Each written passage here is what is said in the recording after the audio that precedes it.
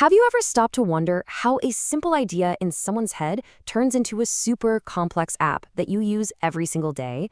Well, it's not magic, I promise. It's all about having a blueprint, a recipe, and that's called the software development lifecycle. Today, we're basically creating the ultimate study guide for these blueprints that build our entire digital world. So let's get right into it. I mean, it really does seem like magic, right? One minute, it's just an idea, and the next, it's this polished app sitting on your phone. But nope, not magic. It's a carefully structured plan, a methodology. And that plan? Well, it's called the Software Development Lifecycle, or SDLC for short. The easiest way to think about it is as the master recipe that guides a team all the way from a totally blank page to a fully working, high-quality product. Now, most of these frameworks, you'll find they share some common DNA. It all kicks off with analysis. What does the user actually need? Then you move into design, which is where you plan out all the inputs, outputs, and, of course, security. Development is where the real coding happens, and that's immediately followed by some really rigorous testing. Finally, the software gets implemented for users, it's evaluated to see if it's a success, and then it goes into maintenance for updates and bug fixes. These right here are the core building blocks we're going to see over and over again. All right, first up, let's talk about the granddaddy of them all, the waterfall model. This is the OG, the traditional, classic approach to building software, and honestly, it's named perfectly. The whole process flows in just one direction, kind of like, well, a waterfall. You have to finish the entire analysis phase before you can even think about moving to design, and so on down the line. But here's the crucial part. There is no going back. If you find a mistake from the design phase while you're in testing, oof, you got to go all the way back and start over from that point. It's a one-way street. So the trade-off here is pretty clear.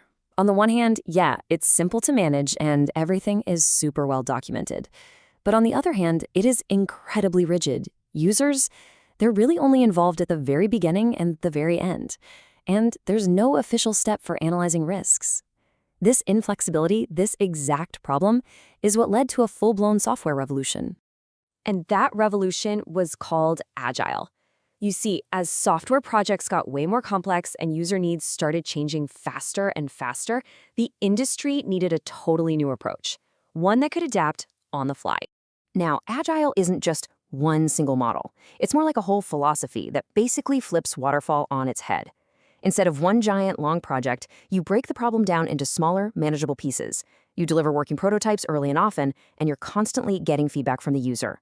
The main goal isn't perfect documentation, it's making the user happy. The focus is always on creating software that actually works, which means that super detailed docs can kind of take a backseat. Within this big Agile family, there are a bunch of different flavors. We're going to zoom in on two of the most popular ones: Extreme Programming, or XP, and Rapid Application Development, which everyone just calls RAD. They both share that Agile spirit, but they have very different ways of getting the job done. Okay, so XP is all about the quality of the code. It uses these really cool techniques like pair programming, where one developer is writing code and another is literally reviewing it in real time. This gives you constant code review and knowledge sharing, which means way fewer bugs. The whole thing is driven by user stories, these short, simple descriptions of a feature from the user's point of view. RAD, on the other hand, is completely obsessed with speed. It uses things like focus groups and builds prototypes super fast, refining the product over and over again with user feedback until it's perfect. But what if your project isn't just complex, but it's also incredibly high risk?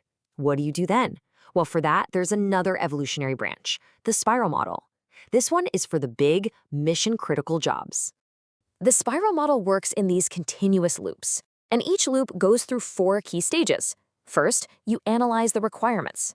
Then you pinpoint and plan for any risks. After that, you develop and test a new prototype. And finally, you evaluate that prototype and plan the next spiral. The whole idea here is that if a project is just deemed too risky at any point, it can be shut down, which saves a ton of time and resources. Its absolute greatest strength is this intense focus on risk analysis. And like Agile, it's flexible and it produces prototypes along the way.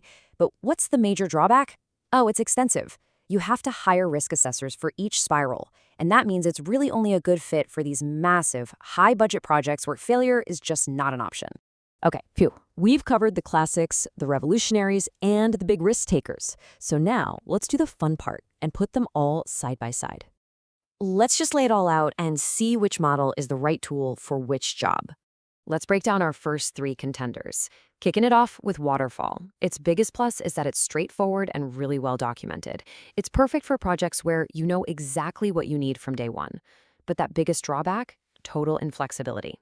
Next up, Agile. Its strength is, you guessed it, flexibility and user feedback, making it amazing for projects where things might change. The downside?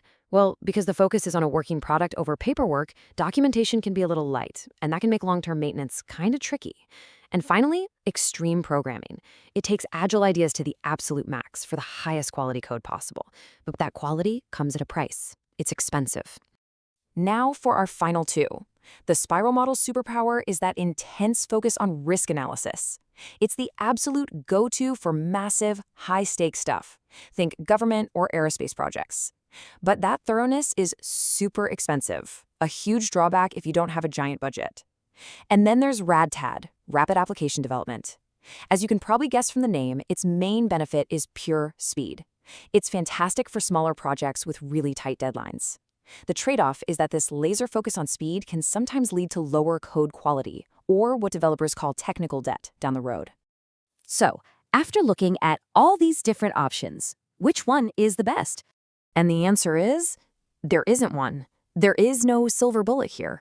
The best model is simply the right model for your specific project's goals, its budget, its timeline, and how much risk you're willing to take. Choosing the right blueprint is absolutely the first and most critical decision you'll make. And that really brings us to the most important takeaway of all. This quote just says everything. While the perfect methodology can't save a bad idea, choosing the wrong one can absolutely doom even the best ideas right from the start. Understanding these blueprints isn't just some academic exercise. It's fundamental to building the future.